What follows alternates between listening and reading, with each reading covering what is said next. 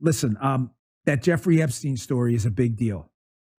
Please do not let that story go. Keep your eye on this. How is it that all these people, the CIA director, the Obama fixer, Bill Clinton, all intersected paths with Jeffrey Epstein? Jeffrey Epstein isn't with us anymore, and nobody seems to want to talk about it. He killed himself.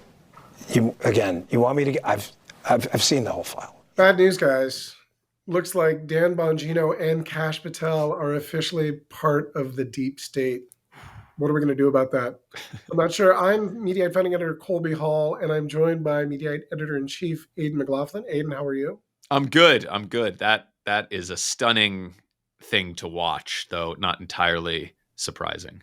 So Dan Bongino and Kash Patel are the deputy director of the FBI and director of the FBI, longtime Trump supporters, longtime sort of members of the conspiracy media class, who have long sort of talked about how the FBI was part of a deep state. There was all these conspiracies, specific stuff like Epstein's sort of alleged suicide is a cover-up and he's part of Mossad. And they went on with Maria Bartiromo, and guess what? They changed their tune. Let's watch this clip real quick. You said Jeffrey Epstein committed suicide. People don't believe it. Well, I mean, listen, they have a right to their opinion, but as someone who has worked as a public defender, as a prosecutor, who's been in that prison system, who's been in the Metropolitan Detention Center, who's been in segregated housing, you know a suicide when you see one, and that's what that was. He killed himself. You want me to get, I've seen the whole file. He killed himself. I know it's hard work. Lo and behold, all the stuff that they had insisted and got a lot of attention and clicks about, sort of saying that there was this big conspiracy, not so. What happened here, Aidan? Do you think that somebody got to them? Or is there something else at play? Well, this is such a classic case of conspiracy theorists catching the car. For years, Dan Bongino and Kash Patel and people in their orbit made a lot of money telling their audiences that there was this shadowy cabal of elites running the world. Right. And they referred to it as the deep state. What we are seeing now is whether or not they actually believed that at the time, or if they were just saying it to build an audience. They have now gotten into the position where they have the power and the authority. They're now inside the government to release the information that they claim the government has been hiding from the American people all along. They created a contract. They promised something, and now they can't make good on that. Right. And you know what it kind of reminds me of? There's a similar dynamic in the media industry, which we cover, where I'm constantly hearing from people that don't work in the media industry that there must be a lot more sort of coordination inside the industry, right? Like you hear questions a lot. Oh, well, I get asked often, how much are cable news anchors, for example, told what to say? Right. And, how much is it top down? How much and with a few exceptions, I think the most notable one probably recently was the Fox News Dominion settlement, which did prove, and there was ample evidence that leadership at the network did encourage its hosts to embrace Trump's false claims about the election. But that was kind of an outlier. In order to satisfy viewers, but that was a total outlier. I mean, cable news hosts are not told what to say by the network. Right. There are certain things they can't say. They can't hurl racial slurs on the air because that would get them fired. But there's not a mandate or any sort of editorial top-down guidance on what they should be covering. Typically the audience dictates what they should be covering just purely by ratings, right? If you cover something and the audience likes it, you're going to be more inclined to cover it more. And that feels like what we're seeing here. These audiences that have been primed by people like Dan Bongino to believe that there's this big deep state conspiracy theory. Now Dan Bongino is on the inside and he's actually working for the federal government. And it's not that he's realizing that there is no deep state conspiracy theory. It's that he doesn't have any evidence for it. And so he can't just make that evidence up and show it to his supporters. And so he's sort of sheepishly going on Maria Bartiromo's show and saying, oh, well, all the evidence we have points to it being a suicide. There is no there. I mean, as you've reported on, Colby, that is making his supporters enormously angry, and they're now pushing conspiracy theories in order to explain Right. why he must be saying this. Well, and it also has opened up the door for others who sort of play in that same conspiracy theory sort of racket. I have a few clips here that we can run of some of the biggest players who suddenly see an open door and aren't so pleased. Understandably, people were skeptical of the claim that he actually committed suicide. People thought, well, I think there's a good possibility that he was probably murdered.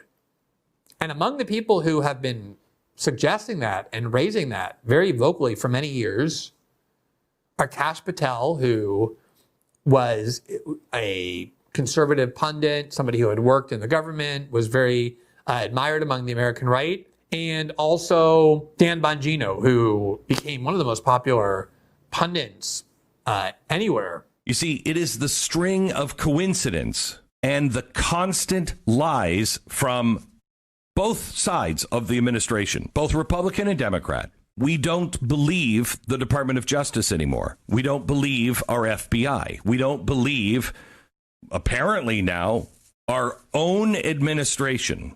That doesn't lead anywhere good. I really like Dan Bongino. I really like Kash Patel. But recent statements that, Jeffrey Epstein killed himself when it would take an hour to go over the evidence. Obviously, he didn't. It's ridiculous. Neck broken 3 times. That's the coroner. And all the rest of it, cameras turned off, on and on and on.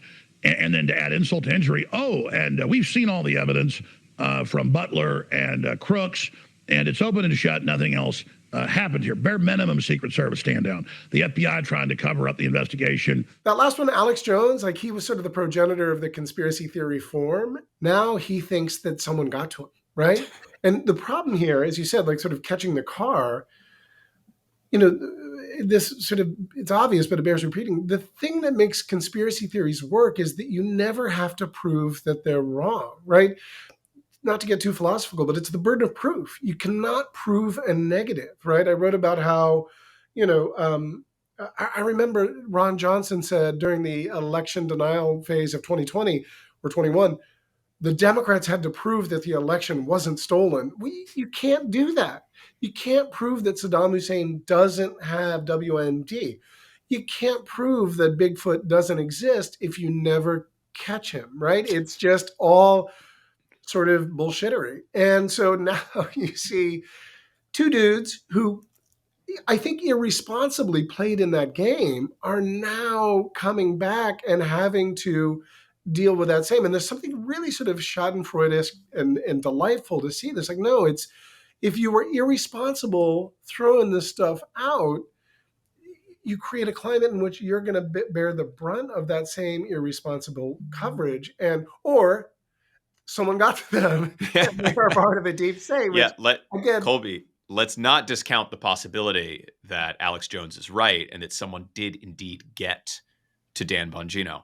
No, I mean, obviously not. And you're exactly right, is that the power of these conspiracy theories, and the reason why someone like Alex Jones and Glenn Beck as well, to a lesser extent, has been able to have a decades-long career pushing this kind of stuff, is because it can never be proven wrong, because there can always be, this was the case in the first Trump term when QAnon thought that Trump would expose a Satan worshiping pedophile cabal run by Hillary Clinton out of a pizza shop in Washington, D.C.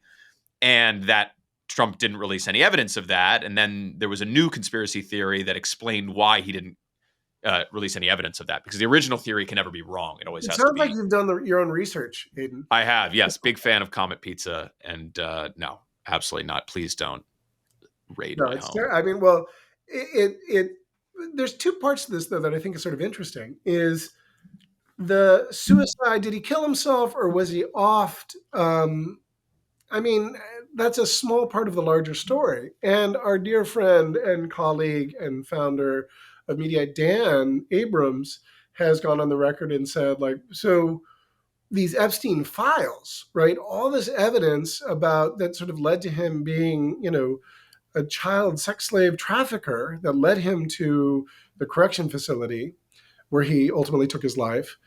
there were big names and details that were supposed to come out that never came out. And Pam Bondi is getting a ton of criticism from longtime Trump supporters for saying, like, where is this data?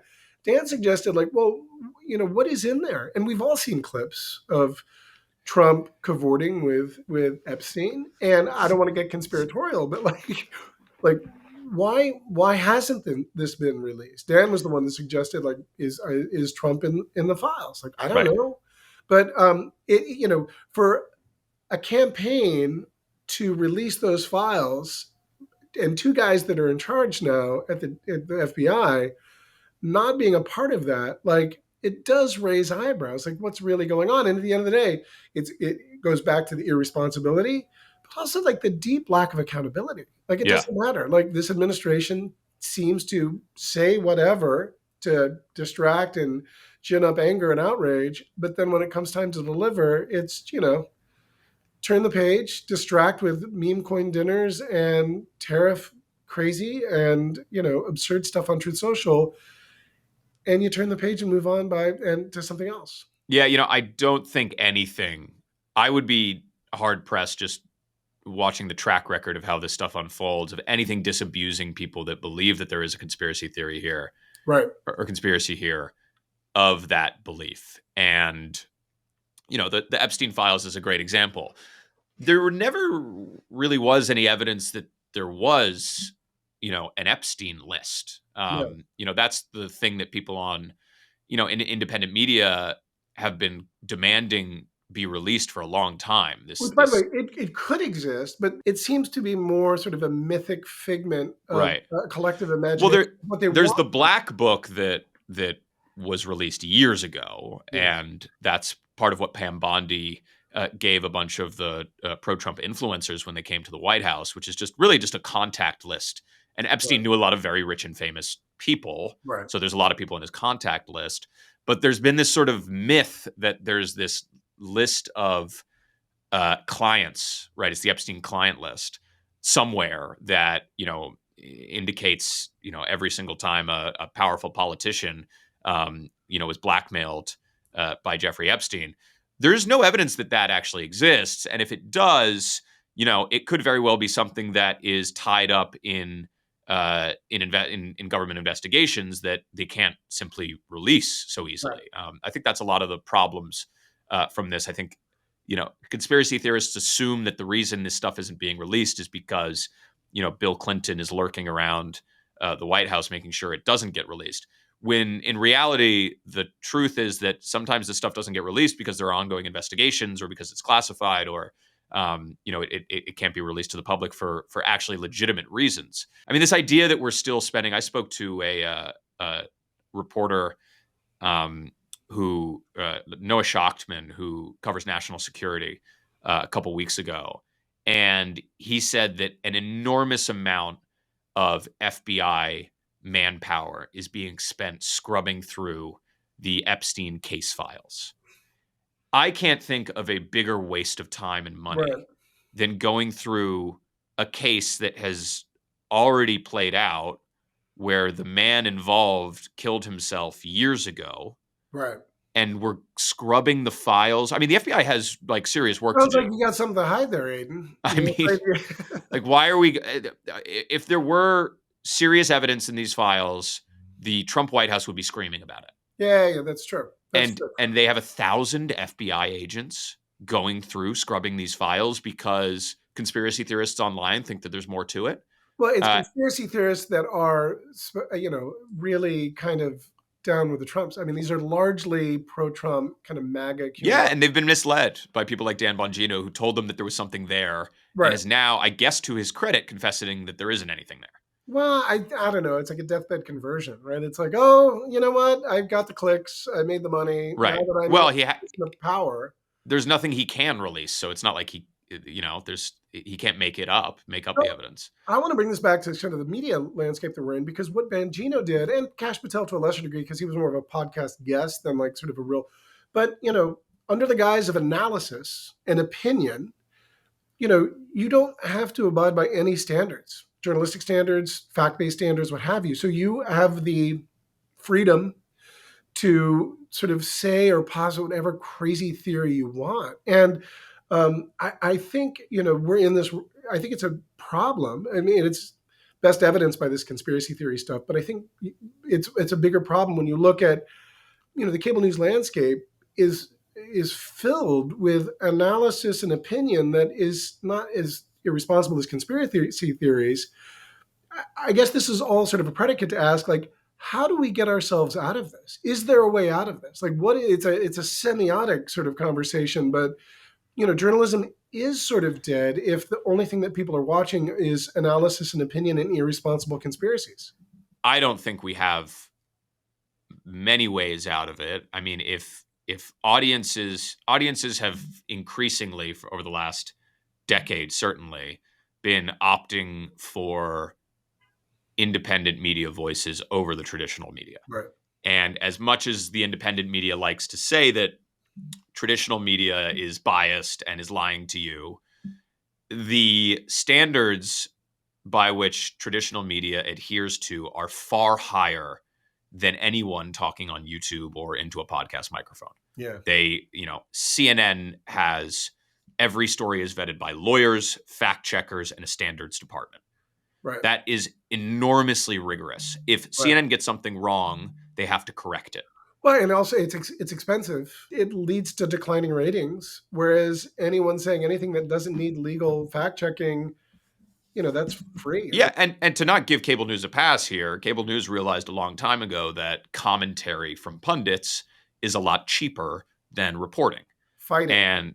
And so, kudos to a network like CNN for still having a really robust international reporting newsroom, probably the most robust out of all the networks. Definitely. But the commentary is what rates, and that's people want to see opinion, and so that's how do we why. get out of this? Is there a way to get out of this, like sort of like death spiral of conspiracy, irresponsible analysis, or is it just something that's going to play itself out? I mean, I think if encouraging people to have a healthier media diet is probably the best way to do it. If you can, encouraging people to read sources that have fact checkers in their newsrooms. That asking Americans to do more work, that'll work. That'll but you're right. You're 100% right. I have faith, Colby. Yeah, I think they're right. It was a good conversation. Yeah, fun. Nice to meet you, Colby. I really appreciate it. Have a good weekend. All right, you too.